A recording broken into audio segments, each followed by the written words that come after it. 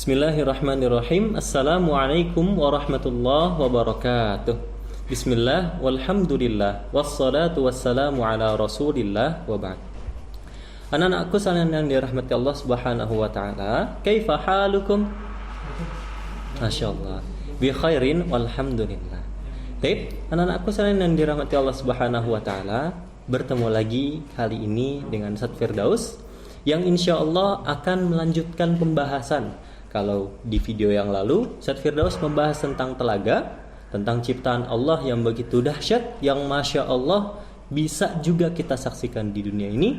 Dan insya Allah pada video kali ini Ustaz Firdaus akan bercerita atau mengabarkan kepada kalian sebuah ilmu tentang tsunami.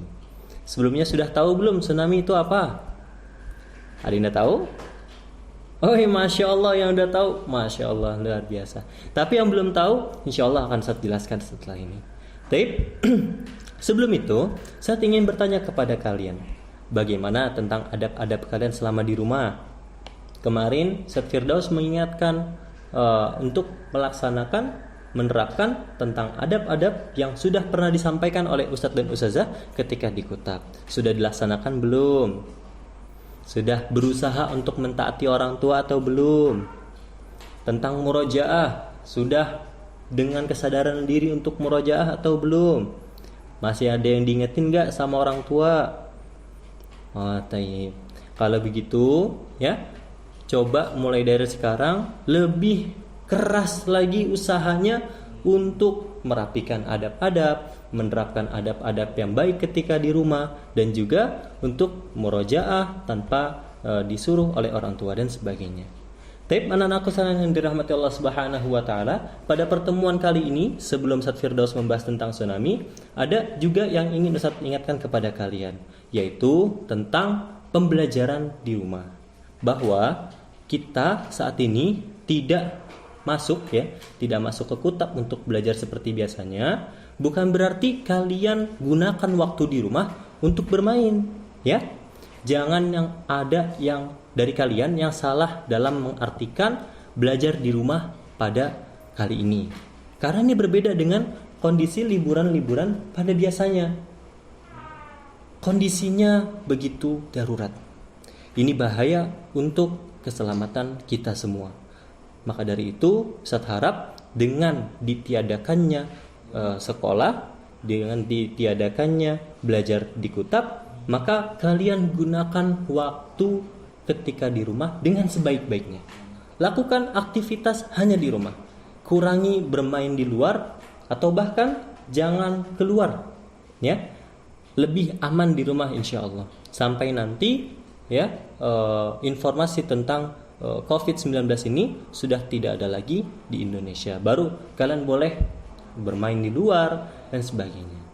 Ya, itu adalah beberapa poin yang ingin saya ingatkan kepada kalian. Tapi kalau begitu akan kita mulai pembahasan subtema kali ini tentang tsunami.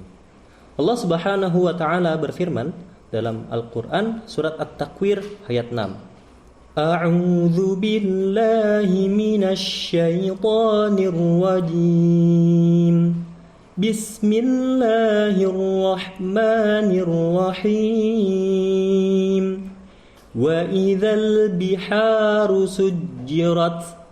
Yang artinya, dan bila lautan dijadikan meluap. Quran surat At-Takwir ayat 6. Baik. Saya akan menjelaskan dulu bagi teman-teman yang belum tahu tentang apa itu tsunami. Kalau kalian melihat pada sebuah video yang menunjukkan bahwa beberapa saat yang lalu di Palu, di Indonesia, itu telah terjadi musibah bencana alam yang disebut dengan tsunami. Kalau kalian lihat di video tersebut, kalian akan melihat sebuah gelombang air laut yang kalau dilihat awalnya tidak begitu menyeramkan. Tapi ketika sudah berada di laut dangkal atau sudah berada di tepi pantai, gelombang-gelombang air laut itu menjadi menyeramkan.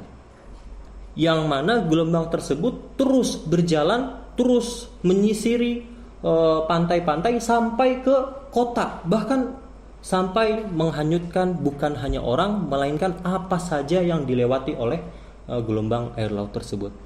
Maka kalau bisa disimpulkan sebenarnya tsunami itu meskipun terlihat seperti gelombang air laut atau gelombang pasang biasanya, tapi tsunami itu lebih besar, versi gelombang yang lebih besarnya. Kenapa bisa seperti itu? Karena ombak biasa itu terjadi karena angin yang berhembus. Kalau kalian pernah naik sebuah kapal atau pernah lihat di sebuah video yang menunjukkan bahwasannya kapal tersebut sedang mengarungi lautan dengan ombak yang sangat dahsyat, itu karena ada hembusan angin yang keras, yang kencang pada laut tersebut, sehingga ombak atau permukaan air tidak stabil. Wah, kalau kalian lihat kan dahsyat banget ya, tergantung seberapa kencang anginnya. Karena ombak-ombak biasa itu terjadi karena hembusan angin. Sedangkan tsunami tidak. Tsunami itu terjadi karena energi yang berasal dari dasar laut. Karena tsunami adalah energi yang berasal dari dasar laut. Contohnya seperti erupsi gunung yang berada di dasar laut, atau longsor di dasar laut, atau yang paling sering kita dengar adalah gempa bumi yang terjadi di dasar laut. Pada video sebelumnya, Abah Lukman menyampaikan bahwa gempa bumi itu terjadi juga karena peringatan daripada Allah Subhanahu wa taala. Tanda-tanda kebesaran Allah Subhanahu wa taala. Maka kalau bisa Ustaz kaitan dengan video kali ini, bahwa tsunami itu juga ada hubungannya dengan gempa bumi. Tsunami terjadi salah satunya karena pergerakan lempeng atau yang bisa dikenal dengan gempa bumi yang terjadi di dasar laut. Sehingga tsunami itu terjadi bukan karena hembusan angin, melainkan karena gelombang atau energi yang berasal dari dasar laut, yang akhirnya menimbulkan gelombang yang sangat kuat, sangat kencang dan sebagainya.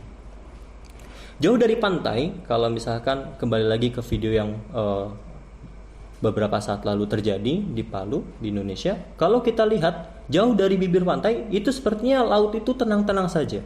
Ada ombak seperti ombak-ombak pada umumnya yang terhempas oleh angin, yang terhembus oleh angin. Tapi ketika sudah mendekati bibir pantai, maka tsunami ini akan merubah menjadi gelombang yang sangat besar. Bahkan kalau bisa dikatakan kecepatan gelombang yang terjadi karena energi yang sangat dahsyat yang berasal dari dasar laut ini bisa mencapai hingga 800 km per jam. Ketika sudah sampai di pantai, maka gelombang ini akan meninggi, energinya akan berubah menjadi gelombang yang sangat tinggi. Bahkan bisa dikatakan tinggi gelombang tsunami bisa mencapai 30 meter, teman-teman.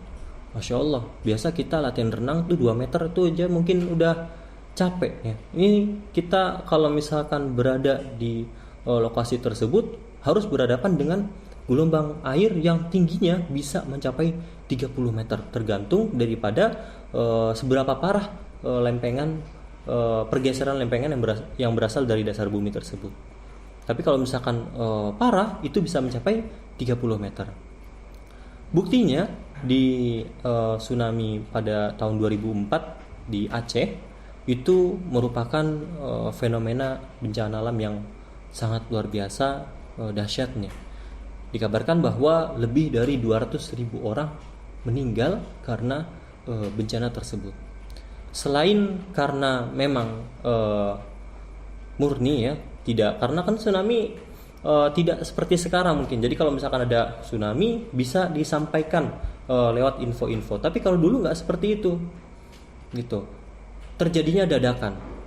Makanya pada tahun 2004 banyak korban jiwa, banyak orang yang meninggal dikarenakan karena tidak tahu bahwa akan terjadi tsunami yang sangat-sangat dahsyat. Mungkin teman-teman belum lahir pada saat itu, tapi bisa lihat bersama Abi dan Umi di sebuah video yang mungkin masih ada sampai saat ini, yang merekam tentang bagaimana dahsyatnya tsunami pada tahun 2004 di Aceh itu terjadi. Kemudian salah satu hal yang menyebabkan juga kurangnya wawasan terhadap tsunami.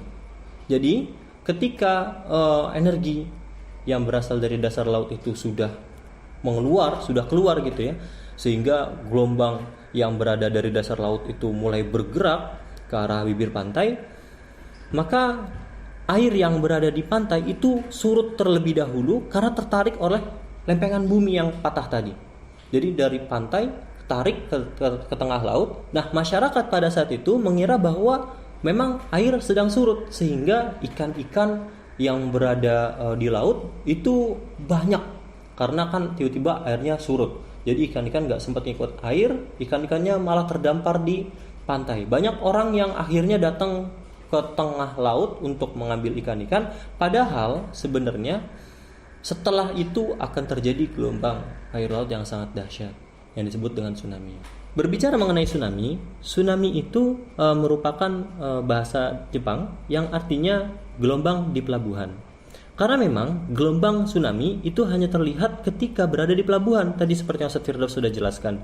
Jadi ketika di tengah laut tidak terlihat karena tsunami itu bukan berasal dari hembusan angin, melainkan dari gelombang energi yang sangat kuat yang berasal dari dasar laut. Nah, ketika sudah sampai di tepi pantai, barulah energi tersebut berubah menjadi gelombang yang sangat dahsyat, makanya disebut dengan tsunami, gelombang di pelabuhan.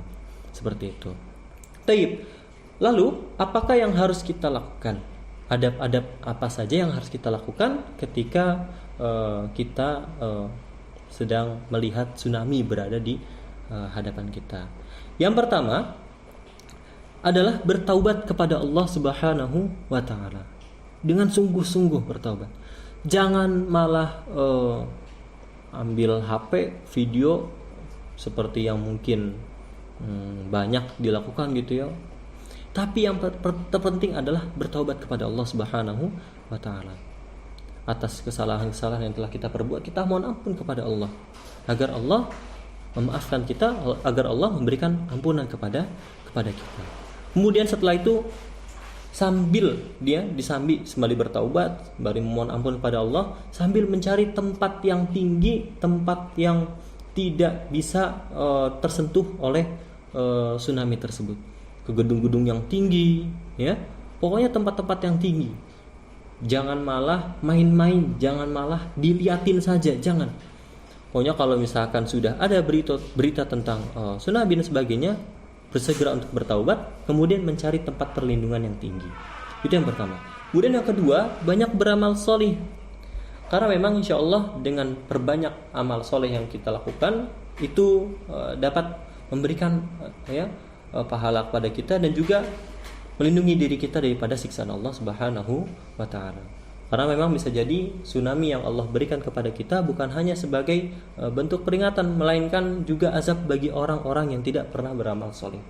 Ya, banyak amal soleh yang dapat kita lakukan. Mengaji, membantu orang tua, berbakti kepada orang tua. Itulah amal-amal soleh, ya, contoh daripada amal-amal soleh yang bisa kita lakukan ketika kita berada di rumah. Tidak membuat orang tua marah, tidak membuat orang tua kesal kepada kita, ya. Itu insyaallah juga termasuk daripada amal-amal soleh yang dapat kita lakukan. Kemudian, kalau tadi kita berbicara tentang adab dan akhlak, selanjutnya kita berbicara tentang amal apa yang dapat kita lakukan ketika sudah ada tsunami atau pasca tsunami, setelah terjadinya tsunami di daerah kita atau di daerah-daerah yang lain, ya. Yang pertama, berzikir, berdoa dan beristighfar ketika tsunami. Ini ketika tsunami hendaknya kita berzikir kepada Allah, beristighfar, mohon ampun sekali lagi kepada Allah Subhanahu wa taala agar Allah Subhanahu wa taala memaafkan kita dan meredakan tsunami yang juga itu ciptaan Allah Subhanahu wa taala. Karena melihat daripada data yang tadi saya sudah sampaikan, kecepatan gelombang ini bisa sampai 800 km per jam, teman-teman. Ini sungguh mengerikan bagi kita. Terlebih ditambah dengan tingginya gelombang bisa mencapai 30 meter, teman. Bayangin, lebih daripada rumah kita gelombangnya. Coba, ya Allah, ini ngeri banget. Makanya pantas saja ketika tsunami itu sudah melanda, tsunami tidak hanya menyeret orang-orang yang berada di dekat pantai, tapi tsunami mampu menyeret rumah sekaligus karena saking kuatnya arus dan tingginya gelombang. Makanya kalau misalkan kalian nanti lihat video di Aceh itu, teman-teman, itu banyak mobil-mobil yang terseret. Bahkan ada kapal, ada perahu, ya, yang dari laut itu terseret hingga ke tengah kota. Karena kenapa? Karena itu kuatnya arus dan tingginya gelombang yang akhirnya melulu lantakan semua yang ada di hadapan tsunami tersebut. Maka hendaknya kita beristighfar kepada Allah, meminta ampun kepada Allah, dan berdoa kepada Allah, semoga Allah segera menyurutkan tsunami tersebut, ya, dan mengurangi korban jiwa yang ada, ya. Itu yang pertama. Hal yang kedua yang dapat kita lakukan sebelum tsunami datang, ini bisa dilakukan sebelum tsunami datang, yaitu adalah dengan beramar ma'ruf nahi mungkar. Mengingatkan kepada teman-teman kita, keluarga kita, ya, semua tentang hal-hal yang baik dan mencegah sesuatu, mencegah kepada perbuatan yang buruk dan sebagainya. Mungkin contohnya pernah disampaikan oleh Abah pada video yang lalu tentang gempa. Nah, contohnya seperti itu dapat kita lakukan sebelum Allah memberikan peringatan kepada kita semua berupa bencana alam yang tidak dapat kita bendung. Lalu yang ketiga, menolong dan mendoakan korban bencana gempa. Dan ini yang juga perlu kalian tanamkan dalam jiwa-jiwa kalian, yaitu rasa kepedulian terhadap sesama. Apalagi kalau kita tahu bahwa saudara-saudara kita baru saja tertimpa musibah. Yang namanya musibah itu tidak ada info sebelumnya untuk datang gitu ya, dan sebagainya. Pasti ketika musibah itu sudah melanda, banyak dari saudara-saudara kita yang bukan hanya kehilangan barang-barang dan sebagainya, tapi mungkin bisa juga kehilangan seluruh hartanya, bahkan mungkin kehilangan keluarganya yang meninggal pada saat musibah itu terjadi. Maka penting bagi kita untuk memiliki adab atau mengamalkan adab-adab yang tadi barusan Ustaz Firdaus sampaikan, dan juga yang paling penting yaitu menolong dan mendoakan korban bencana tsunami, ya. Baik, kalau begitu mungkin ini dari Ustaz Firdaus, ya. Kurang lebihnya mohon maaf. Wabillahi taufiq wal hidayah. Assalamualaikum warahmatullahi wabarakatuh.